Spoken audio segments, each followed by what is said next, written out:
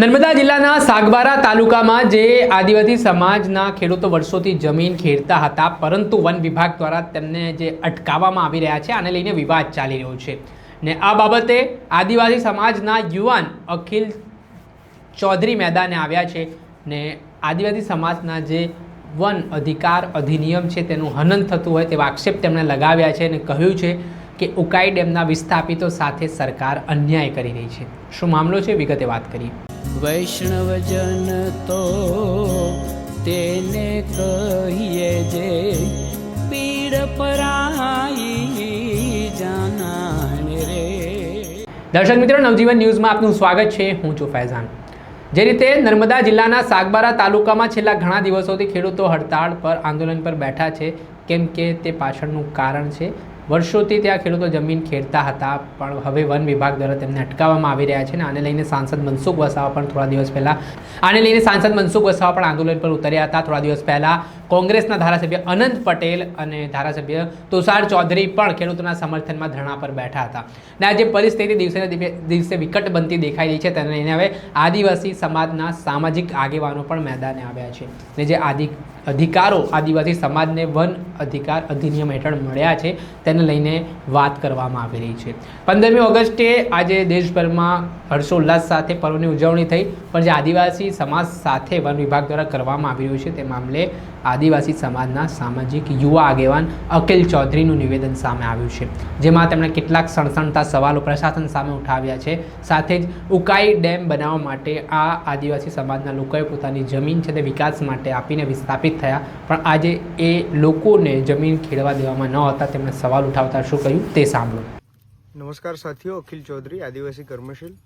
સાથીઓ, છેલ્લા 8 દિવસથી ખોપી અને નાલના જે ખેડૂતો છે જંગલ જમીન ખેડતા, એ લોકો ધરણા પર બેઠા છે અને છેલ્લા ઘણા સમયથી 2 વર્ષથી એમને ખેતી કરવા દેવામાં નથી આવતી।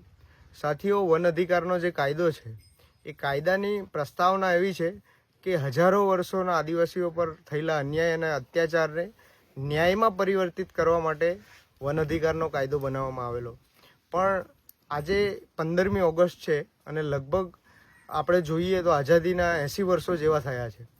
આજે આઝાદીના 80 વર્ષો પછી પણ જે ઉકાઈના જે વિસ્થાપિતો છે, આ ઉકાઈના વિસ્થાપિતો છે જેમણે પોતાનું અસ્તિત્વ, અસ્મિતા, પોતાની જમીન ગુમાવી છે, એ લોકો છે, પોતાનું ઘરબાર ગુમાવ્યું છે અને આ દેશ માટે જે કુરબાની આપી છે, આટલો મોટો ડેમ બનાવ્યો છે, આજે એ ડેમનું પાણી સુરતથી લઈને જે મોટાભાગના જિલ્લાઓ છે એમને આજે મળે છે। એમના પાણીના કારણે લોકો સમૃદ્ધ છે, સુખી છે, ખેતીઓ કરે છે, સિંચાઈ કરે છે, પણ દુઃખની વાત એ છે કે ઉકાઈના વિસ્થાપિતોને આજ દિવસ સુધી જમીન નથી મળી।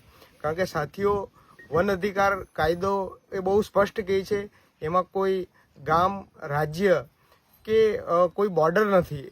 તમે જ્યાં પણ તમારી દાવો હોય ત્યાં તમે ખેતી કરી શકો છો, એમાં કાયદો બહુ સ્પષ્ટ છે।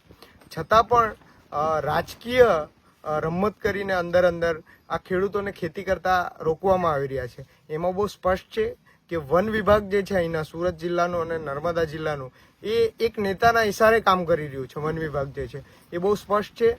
અહીંના જે ધારાસભ્ય છે ગણપતભાઈ વસાવા, એમને મીડિયા સ્ટેટમેન્ટ લેવા નથી જતી। એમને પૂછવું જોઈએ કે તમારા વિસ્તારના ખેડૂતો દુઃખી છે, તમારા વિસ્તારના લોકો તકલીફમાં છે। આજે ગણપતભાઈ જે છે એ આદિજાતિ મોરચાના ભાજપના પ્રમુખ છે, અહીંના ધારાસભ્ય છે અને વન વિભાગના માજી મંત્રી છે, તો આજ દિન સુધી આદિવાસીઓને સનદો કેમ નથી મળી? કેમ આ વિસ્તારના લોકો આજે પણ જમીનના અધિકારો માટે લડી રહ્યા છે? અમે મીડિયાએ એમને પૂછવું જોઈએ અને આ મામલાનું નિરાકરણ એમણે લાવવું જોઈએ। અમે બહુ જ સ્પષ્ટ રીતે કહીએ છીએ અને બહુ જ વિનમ્રતાથી કહીએ છીએ કે અંદર આદિવાસીઓને ઝઘડો કરાવવાથી એ આદિવાસી સમાજનું નુકસાન થવાનું છે, આ વિસ્તારનું નુકસાન થવાનું છે। એની જગ્યાએ તમામ આ વિસ્તારના જે નેતાઓ છે એમણે સારી રીતે બેસીને એકજૂટ થઈને સંવાદ કરીને આ મામલો જે છે એનું નિરાકરણ થવું જોઈએ। જે પણ દાવો કરે છે એને જમીન મળવી જોઈએ, ખેડૂતો જમીન વિહોણા ના થવા જોઈએ। છેલ્લા કેટલાય દિવસથી આ ખેતી નથી કરી શકતા, છેલ્લા 2 વર્ષોથી ખેતી નથી થઈ, તો એમને બહુ મોટું નુકસાન થયું છે। આર્થિક એનું વળતર કોણ આપશે? એનું વળતર વન વિભાગ આપવાનું છે, એમનું વળતર કોણ આપશે? એમની જે બાળકો છે, એમના શિક્ષણ છે, એની પાછળનો અનેક ખર્ચ છે, એ આજે નથી કરી શકતા। એ લોકો આજે જમીનના સંઘર્ષમાં છેલ્લા 2 વર્ષથી અટવાયા છે। તો બહુ ગંભીરતાથી વ્યવસ્થાએ અને તંત્રએ આ બાબતને જોવી જોઈએ અને આનું નિરાકરણ કરવું જોઈએ. એના માટે અમે આગેવાનો એના સ્નેહલભાઈ છે અને અમારા સાથી મિત્રો સાથે એમને મળવા માટે આવ્યા છીએ અને એમની સાથે ચર્ચા થઈ છે. હમણાં ધરણા પર બેઠા છે, બહુ સ્પષ્ટ ચર્ચા થઈ છે અને અમે પોતાનું સમર્થન આપ્યું છે. અને જે પણ આ ખેડૂતો નક્કી કરશે, અહીંના આગેવાનો જે પણ નક્કી કરશે, જે પણ કોલ આપશે એના માટે અમારું પૂરું સમર્થન છે. એમની સાથે અમારે જ્યાં પણ જવું પડ્યું, સુરતનો કોલ આપશે તો અમે સુરત જવા માટે તૈયાર છે, ગાંધીનગરનો કોલ આપ્યો તો ગાંધીનગર જવા માટે તૈયાર છે, વિધાનસભા ઘેરવી પડી તો વિધાનસભા ઘેરીશું, લોકસભા ઘેરવી પડી તો એ પણ કરી ચૂકેલા લોકો છે. એટલે અમે ડરવાવાળા નથી. પણ આદિવાસીનો જે અસ્તિત્વ અને અસ્મિતાનો સવાલ છે, જળ જંગલ જમીનના જે અધિકારનો સવાલ છે, એ એમને મળવો જોઈએ. અને વન વિભાગે કોઈ પણ રાજકારણ કર્યા વગર બહુ જ એકદમ શાંતિથી ન્યાયપૂર્વક એમને ન્યાય આપવો જોઈએ.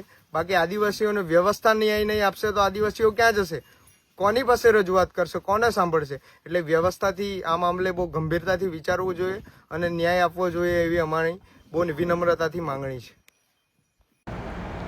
જે આપે જે રીતે સાંભળ્યા કે વિકાસ માટે જે ખેડૂતોએ પોતાના જમીનનો ત્યાગ કર્યો, જે જમીન સરકારને આપી, પરંતુ હવે એ ખેડૂતો પોતાની રોજીરોટી ચલાવવા માટે જે કામગીરી વિસ્તારમાં કરી રહ્યા છે, જમીન ખેડી રહ્યા છે, તો હવે વન વિભાગ તેમને રોકી રહ્યો છે ને ઉમરપાડાના ખેડૂતો પર ઠીકરું ફોડવામાં આવી રહ્યું છે. એટલે હવે સામે આરોપ પણ ચાલી રહ્યા છે. વન વિભાગ દ્વારા કહેવું છે કે ઉમરપાડાના રેન્જમાં આવતો આ વિસ્તાર છે, એટલે ત્યાંની ગ્રામસભા જો મંજૂરી આપે તો આ લોકો ખેડી શકે.